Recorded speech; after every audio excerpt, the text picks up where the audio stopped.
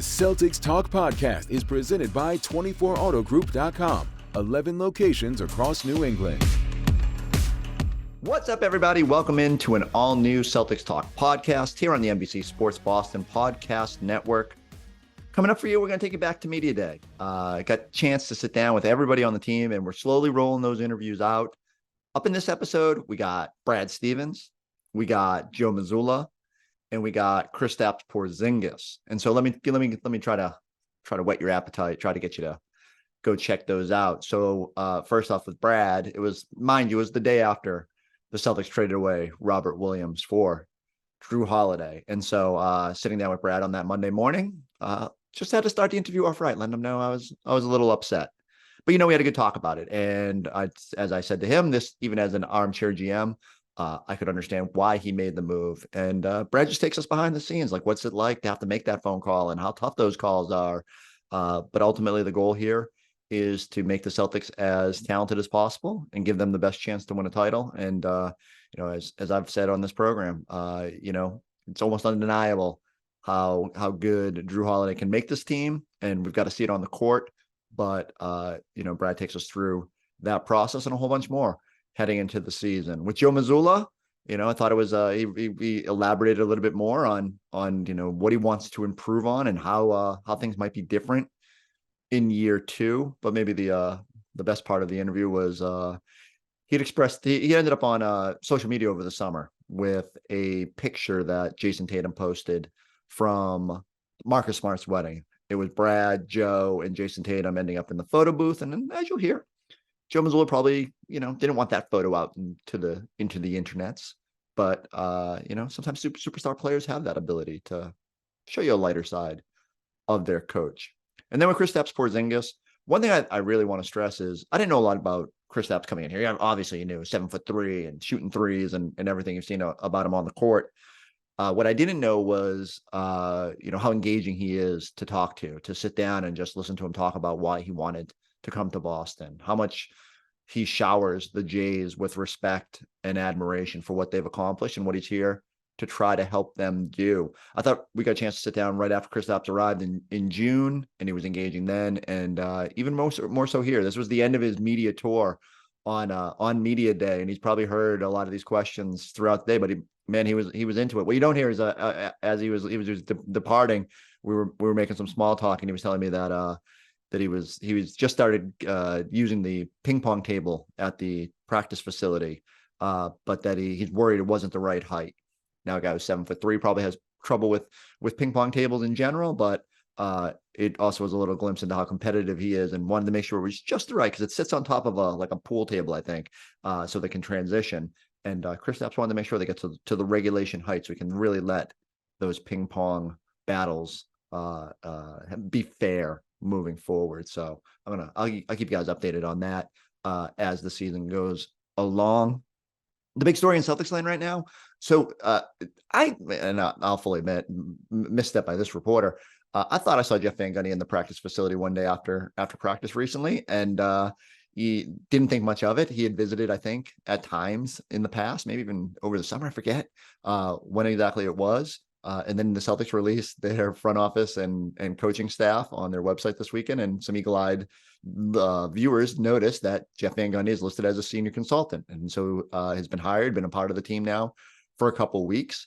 And the way it was explained to us is that he's sort of the bird's eye view at every level of the organization. So I think the natural inclination is to go, oh, he's another part here to help Joe Mazzulla along the way. And that's not true.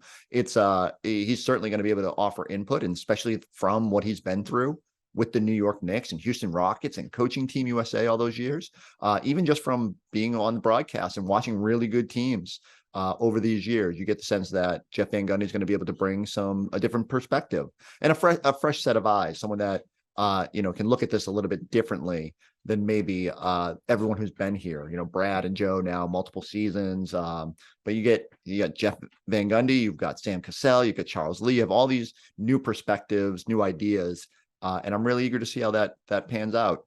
I think one thing that you can say is that the Celtics at every level of the organization this offseason improved or elevated their ceiling. Look, we spent a lot of time last year talking about the brain drain in Boston. So once Ime Udoka's dismissal and Joe gets promoted, but Will Hardy departed for Utah right before that. Damon Stoudemire leaves midseason last year. And, look, that's not to take anything away from the rest of the staff that remained. But I think there was a desire this year, especially with someone like Joe in that seat, to give him more sounding boards and more experience that he could bounce ideas off of, help, guide him in situations. So that's why the Celtics went out and first getting Sam Cassell and then getting Charles Lee right afterward and plugging him into that top assistant role. I think it's just got to be good. I don't know if there can be a negative to having really smart people around your team. And so from even Brad, when we walk into practice today and Brad is sitting there having a talk with Jeff Van Gundy and, the chance to bounce ideas off of just what he sees and what he knows about, the basics of basketball. I think that has to be helpful. And so that he can be someone that everybody can go talk to. And I thought it was interesting that it's been stressed. He's, also going to kind of keep an eye on Maine. The Celtics have not, I would not say not utilized Maine. I think there's always a way to maximize every aspect of your organization. And so I'll be interested if Jeff Van Gundy, just how involved he is with that. Can he, when you look at the two-way players on the roster this year, especially with J.D. Davison being up there, is there ways that just they can maximize that, start getting young players in the pipeline that don't make a lot of money? Because that's imperative with the cost of the top 4 and 6 of this roster. So eager to see exactly how that plays out and just how much of an impact he can have. Sometimes we see consultants in the world of education and business and all that. And I don't know how much the activity they get used for, or how much they can help direct these companies. But I certainly get the sense that Jeff Van Gundy can help the Celtics and just give them another really good basketball mind to help direct them on what is essentially a quest for championship or bust around here, because that's what it feels like. The team got better. It's almost undeniable that Jrue Holiday and Kristaps Porzingis up the ceiling of this team. That's coming from the guy who loved Rob more than anybody else, who gushed about Marcus Smart. 2 all-star level players that can push the talent on the court a little bit higher. Joe's bench has been beefed up. Like they should just be a little bit more crisp there. And then the front office now with Jeff Van Gundy, a lot of things to be excited about. Doesn't mean it's going to always translate. 2019 Celtics can tell you a lot about that. But the Celtics have done everything they can to put themselves in the best possible position to maximize what they've got. And now they've got to go out there and do it. 2 more preseason games this week. Keep an eye out for those post-game pods. And, we'll keep dumping these media day interviews on you. So let's get it started. Here's our chat with Brad Stevens, Joe Mazzulla, and Kristaps Porzingis. I am slightly mad at you. I know you have a job to do, but you know how much I love Rob. So. Trust me, that was a brutal. What is that? I mean, not that you ever get numb to it because you just can't. But like, what is that? What does that have? Twice this year you've had to make, or twice this off season you've had to make those calls. Like, what is that like? Well, I would say that every time you make calls like that, you're probably shaving years off your own career, right? It just is really difficult, really hard. It's been a pleasure to watch him grow. From his first couple days in and out of Boston to what he became as a player. He was always a great teammate, always, was a person that, gave of himself for the team. And really, I thought grew a lot as a player and will continue to. It's super hard to, make that call. It's super hard to move. Marcus and Rob are, 2 people that, I consider to be 2 of my favorites. And I know we're not supposed to play favorites, but just because I watched them from the time they were young, and they were here a long time. So, yeah, it's really hard. The only thing that makes you do that is when Jrue Holiday becomes available that you couldn't have anticipated. And so, or I guess you were hopeful that at some time that would happen, but as I said in the live stream just now, I mean, I walked into Danny's office most of my years and would ask, is Jrue Holiday available? Is there a way? Just because he's such a fit for a team and how a team wins and how many positions he can guard, how he can pass, how he can score. his character, all that stuff. And so when you have a guy like that becomes available, there's a hefty price. How quickly, when you see everything going down in Milwaukee, are you in touch with Portland? Is that something that you're like, we can't wait on this? These players don't come. Well, the good news is you're in touch with a lot of these Yeah. people all year round, and so just to maintain contact. There's certainly several communications long before this became available. You do start doing the math on, hey, if Lillard gets traded somewhere other than Miami, there might be contracts that have to be traded and moved to make it work. And if those happen, then will Portland keep them based on where they are? And I knew he liked our guys, and so we were talking pretty quickly. But it's one of those things. There's a lot of teams probably talking to him pretty quickly. How will he change you guys? Well, I think the biggest thing, and what's like changed, we were really good, and we want to continue to be really good. We obviously have our ultimate goal. That's clear. Now we have to just dive into the process, dive into what everybody needs to do to make our team the best it can be, so we can be the last team standing. We've been knocking on that door, and I think that's what we are trying to be. How does that change how we play? How does that change how it all looks and fits? I think it's going to take a little bit of time to put this thing together and to fit it all together.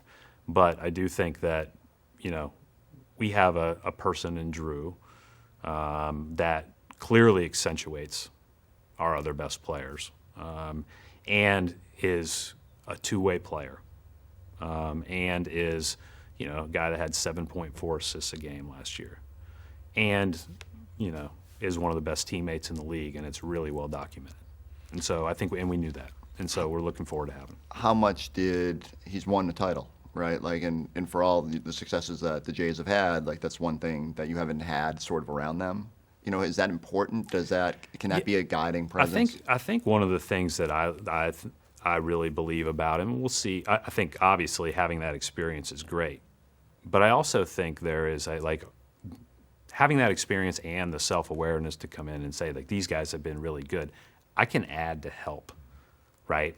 I don't need to necessarily go in there and say, hey, this is exactly how we have to do it every day, right? He's open. He's a very coachable, great teammate, wants to help others. That's just in his nature. That's who he is. And so all of his experiences, I think, will be appropriately shared to help, right? And I think that there's a balance leadership-wise in that. It's not like, hey, this is exactly how we do it. Then you have half the room saying, well, we've been pretty good, but I get it. We're going to try it. I think there's a balance in how you share that. And so I think he's the perfect person to balance that. How important? I mean, we always hear talent is king, right? In the NBA, you need, and just from going from coach to GM to where you are, how important is it to have that high-level talent? It feels like your roster moves this offseason were generally geared towards getting the highest level of player that you can add. Well, I think the talent's a king to an extent. For me, the thing that pushed the willingness to pay the price we paid was the talent plus competitive character. That's just the character aspect of it's huge. How do you deal? So one of the things that your team is, you've faced it for a while now, but expectations are there, and now maybe more so than ever. How do you think your team will respond to that? That's one thing that they've dealt with for a long time.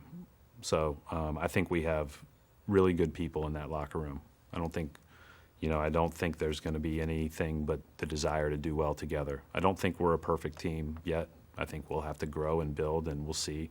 We'll probably have our struggles early.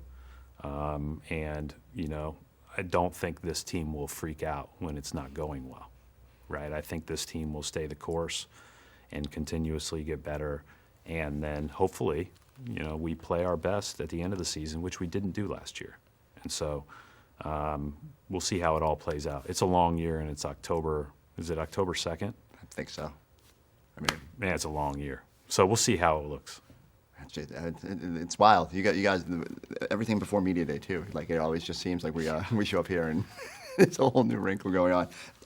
Paul Pierce got to work out with Jason Tatum. Yeah. What from afar, do you like in seeing that when you see like a legend kind of working out with one of your I do, stars? and from everything I heard, Paul loved it. Yeah. You know, and because I think the way that Tatum told me about it was that Sam went out to visit Tatum, brought Paul with him, and then when Sam left to go back home, Paul just kept coming, and that was like, I think they both really enjoyed being around each other.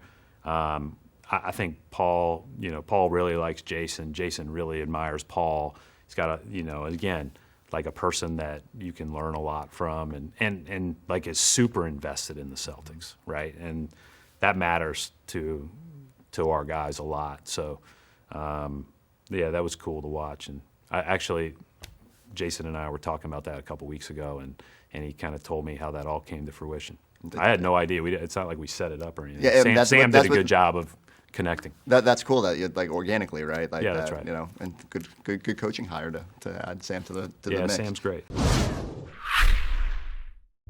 What's the best thing you did this summer? I went to Jerusalem. Ooh. Yeah. How'd that come about? So I went 5-6 years ago. I went without my wife, and then I said I was going again with her, and so we planned it like 3-4 years ago, and we did 8 days there. Wow. Yeah. Especially after the craziness of last season, how was it good to just kind of get away from everything? No, I don't think I got away from it. I found other ways to put yourself in that situation so that you could grow. Like one of the questions I always ask is, when the season's over, how do we recreate that stress, that performance anxiety, that how do you recreate that really just a fight or flight mode that your body goes into? And so I try to do that a lot in the off season. I think it's a lot of fun. How did you replicate it? I mean, I'd say the biggest one is just my jiu-jitsu training, like just kind of diving deeper into that. I think for me, I learn a lot about myself, learn a lot about who I am and how I cope with certain things. And so I think just kind of growing in that was a lot of fun. What was the biggest takeaway as you got to digest last season? Again, where did you grow the most, or where did you want to grow the most? What did you come out of it? Yeah, I mean, there's so much, right? And even if I'm doing this 10 years later, I'm still, hopefully I have the same mindset towards an off season as I did last year. So it's not so much about, oh, it was year one under all these things. It's like you should be doing that regardless, even if it goes well for you. I think a couple of big things. One, just getting used to being in the attention, being in front of people all the time. It's not something that I enjoy doing, but I understand it's important. And so I think just that aspect of growing into the comfort of that. And I think the second piece is like when you make so many decisions every day, and sometimes I can be a perfectionist or want it to be right all the time. And the fact you're going to make a ton of decisions and they're all just not going to go well. And it's a matter of just making sure they're with the best interest of the Celtics and the best interest of our players. What's it like from a coaching perspective when you have two sort of bookending of the offseason major moves with Marcus for Porzingis and then obviously right here on the doorstep of the season to bring in Jrue? From an emotional standpoint, from how do you go through that?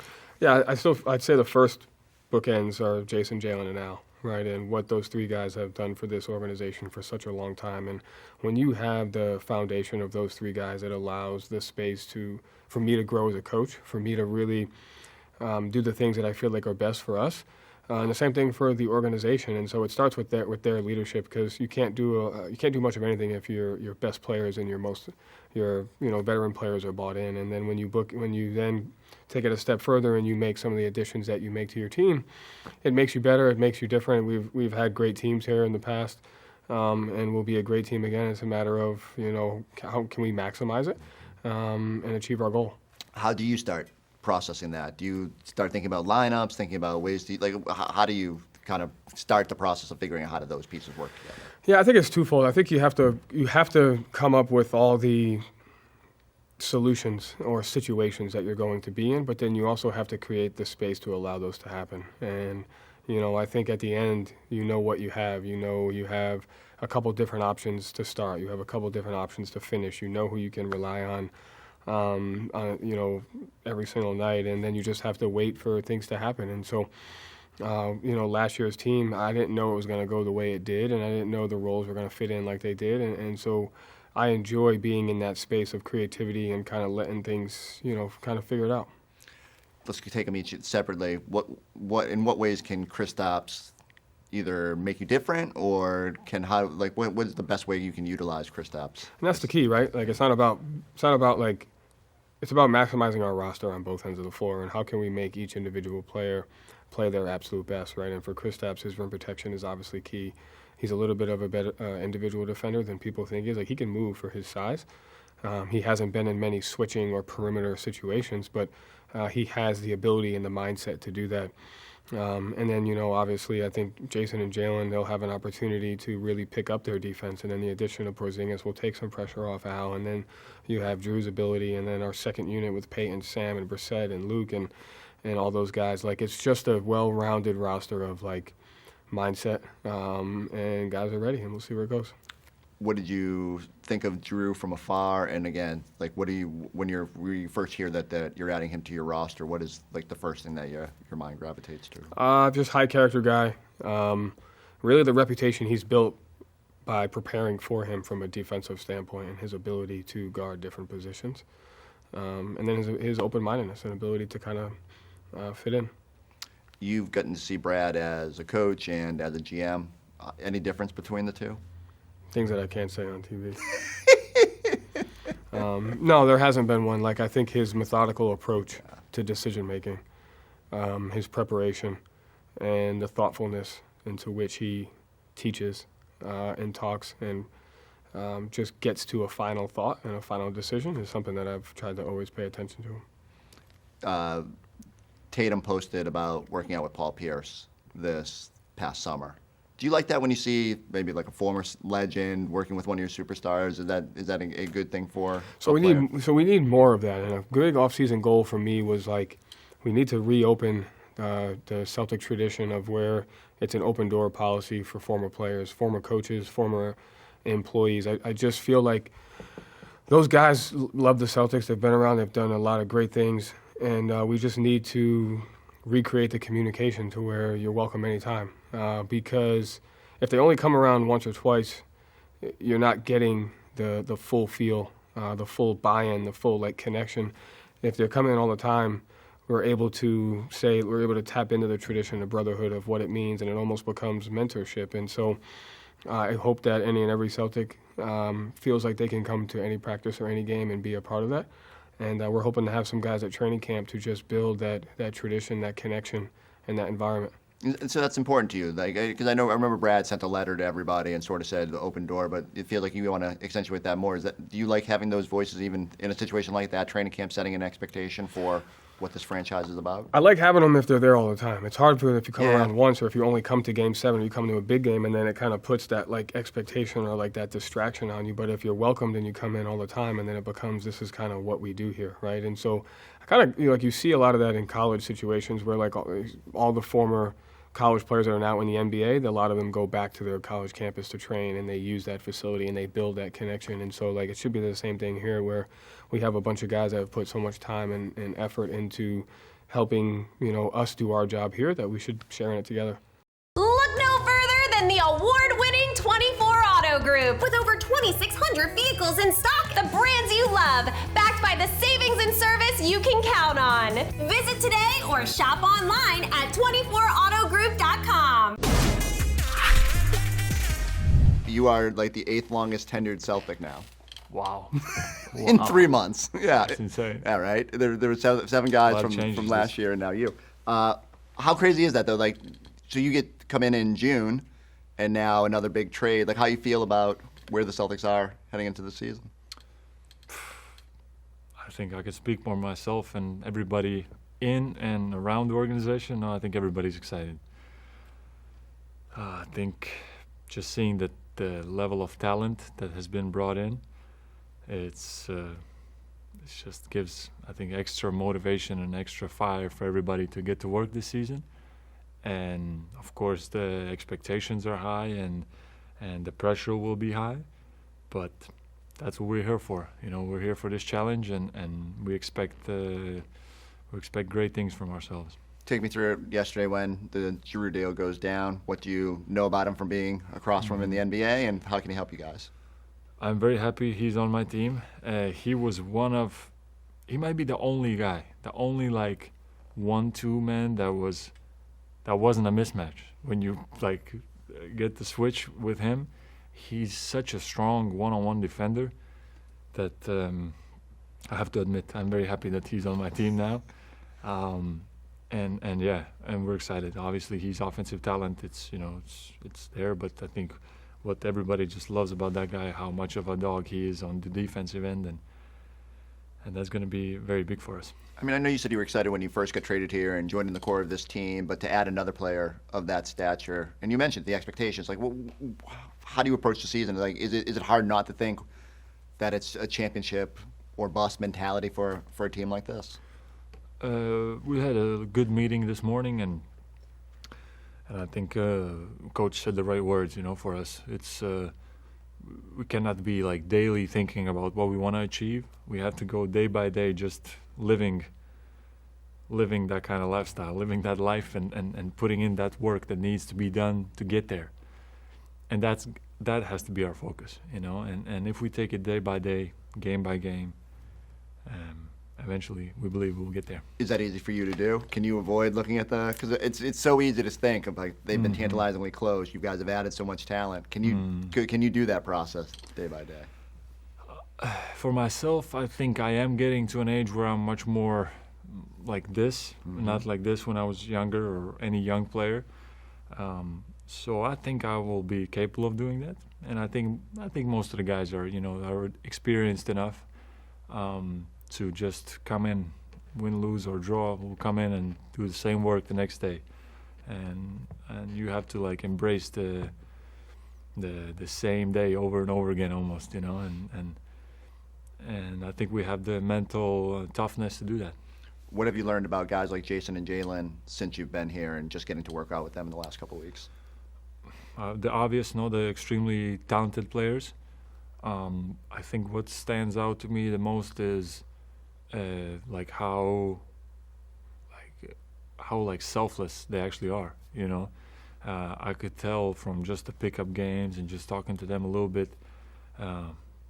Their only goal is to win. They just want to win, and I mean, these guys are honestly incredible. That's why they're here in this organization, and they're going to be here for a long time, and I'm just glad to be their teammate now. I think I saw you mention earlier the possibility that you could have ended up anywhere, right? Mm-hmm. Like there were other teams that were in the mix. Like, do you ever stop and think like how differently things could have played out, and how appreciative are you that you have this chance? Yeah, actually, I talked to my brother a couple of days ago, and I was just telling him, I'm like, man, I'm so happy I made this decision. This is exactly what I wanted, and we were just kind of. He said he had goosebumps as we were talking, and like, it feels right. It feels like at this point in my career, this is what I really, really wanted, to be able to try to win it all. And especially wearing these colors and this organization, which is, as I keep saying, it's like, if not the most iconic, then top 2 most iconic franchises there is. And I'm playing for this team, so it's absolutely incredible opportunity for me, and I'm just grateful for it all. Tell me about the FIBA experience. How tough was it for you to sit out, especially with how good your country did, and just what was that whole experience like? I'm not gonna lie, it was very tough. The day I made the decision that I will not play, not me, but as a group we made the decision, and I had to tell the coach that I was not gonna be able to play. It was very tough. One of the toughest things I've done recently, because of how much I love playing for my country and how big of a deal it was for us. But understanding that I have to look at the big picture, and I have a very important season ahead of me, and even though it was a very hard decision, I know it was the right one, and we move forward. I have a great opportunity now with us, with the Celtics, and hopefully next season with our national team. Once you get to the quarterfinals, I was like, uh-oh, he's going to rip off that shirt and get in there. If the FIBA didn't have those kind of rules. Oh, wait, so you were, once you were out, you were out. Yeah, I was out, yeah, but definitely crossed my mind more than one time. What excites you most about the upcoming season? I think, honestly, I think playing in the Garden. I think that's going to be incredible. I've kind of missed that that kind of atmosphere, in regular season games, and I just know how it is playing here as a visitor, and it's a tough place to play in. So I'm looking forward to being at home here. How have you started working with Al in, when you guys share the court, when you go double big, like defining roles, defining defense, and working through that? Yeah, I think it's going to be pretty easy with me and Al. Al is one of the best shooters in the league. He shot, I looked it up, it was 44% just last season. It was incredible numbers. So yeah, he's going to be just making life easier for everybody with his shooting ability. And defensively, I think Al can do so many things. And we've kind of already figured out ways, and we will figure out matchups which are better for me to be able to be closer to the rim, so I can protect the rim for us. And yeah, I think it's going to be pretty easy to find that rhythm with Al. How eager are you to show what? I think people that watch the league a lot know how good you can be defensively, especially how much you've grown in that position. Like, how eager are you to sort of showcase that on a team that has other, really elite defensive parts? I think it's going to make my life even easier, make me look even better.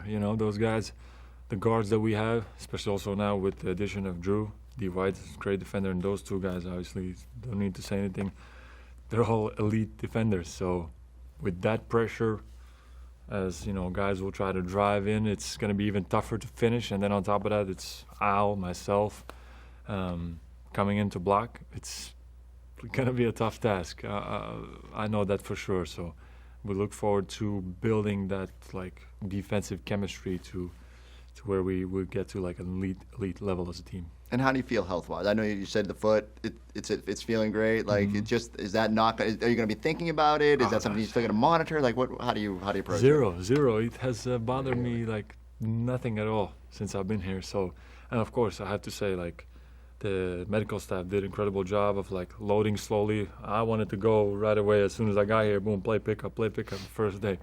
But they held me back a little bit, and again, I listened to them, and it's been going perfect, ready for training camp and ready to go. So how's the Boston experience going so far? People noticing you walking around town now? And I have not done much, I have to say. Yeah, I have been kind of just enjoying moving in, settling in, and just working out. But I can tell from the just being on the elevator or in the lobby, definitely a lot of Celtics fans and a lot of excitement, for at least I've felt. Yeah. All right. I hope you enjoyed it as much as I did getting to sit down. Those were three of my more enjoyable interviews from Media Day. I always like getting to pick Brad's brain about putting this roster together and the hurdles that go into it there. And it's been neat to see Joe get just a little bit more comfortable in year two, and I hope that translates to the bench as well, and maybe allows him to spread his wings a little bit more this NBA season. And I just can't wait to see Porzingis. I mean, even in these preseason games, that first preseason game one here in Boston against the Sixers, and first play of the game, he just kind of shuffles off the wing, and Jason Tatum gets him. Wasn't even a lot of separation with the defender, but boom, 7'3", chucking threes from the corners and from the wings. And when you're running pick and rolls with those guys, good luck to these opposing defenses trying to figure out exactly how to defend these new look Celtics. All right, I need everybody to go subscribe, keep checking us out on the YouTube page. We'll catch you next time on the Celtics Talk Podcast.